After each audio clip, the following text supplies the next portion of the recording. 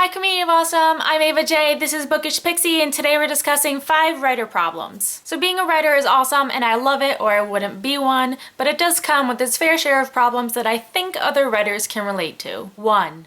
Questionable search histories. One of my favorite panels at RT actually discussed some of the weirdest search histories that writers had, and I have to agree they can get pretty out there. For example, writers who write mysteries or thrillers often have to look up how to kill people or how to cover up a murder. I've definitely looked up all sorts of information about torture and how much the human body can take and psychological impacts of certain unpleasant experiences. And I mean, it's all research for writing, or at least it's supposed to be. 2.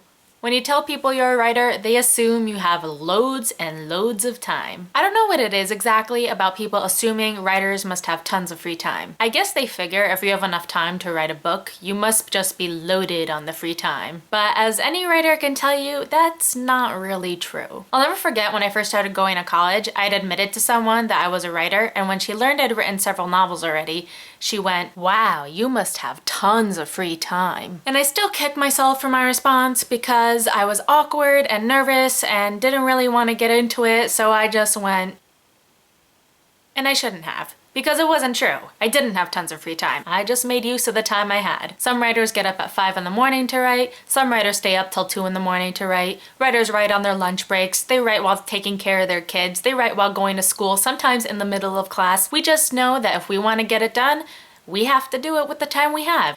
3. People love to tell you what you should write about. Thankfully, this hasn't happened to me in a while, but I know when writers admit that they're writers, oftentimes they get responses like, "Oh my god, I have the best idea for a novel. You should totally write about it." It's like Titanic, but with Jaws, and Twilight, but not the vampire part of Twilight, just the really popular part of Twilight, and The Matrix all blended into one, and it would totally sell 1 million copies. You should write it.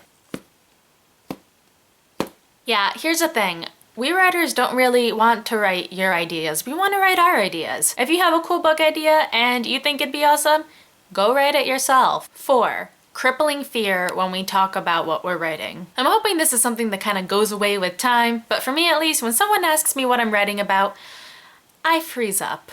When I went to RT, I went in thinking I am so glad I don't need to pitch my book, but then a well-intentioned writer asked what I was working on, and my reaction was like, there's a girl and a boy and explosions? Okay, maybe it wasn't quite that bad. On the flip side, some writers just tend to ramble when you ask them what their book is about because it's really hard to condense it into one little packed sentence of excitement, and yeah, it's hard. Point is, people ask what we're writing, a lot of times we freak out.